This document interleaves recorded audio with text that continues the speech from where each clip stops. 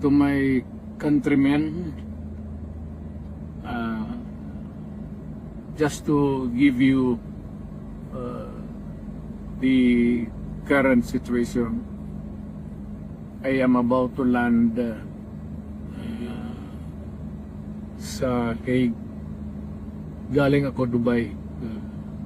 Stopover call last. It's a long haul, it's a long flight. Okay ako. Do not worry. And I think this is something to do with the yung law and order noon.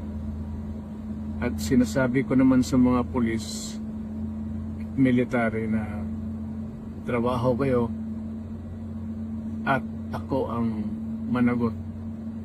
So ito na nga, for all of the whatever happened in the past,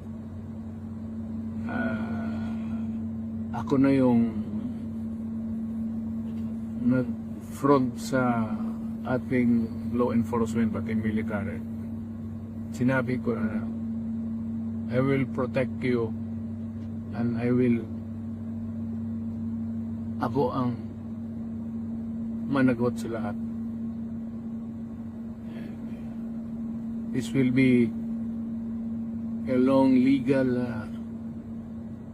proceedings, but I say to you, I will continue to serve my country at so be it. Kung gano'n na, is talago.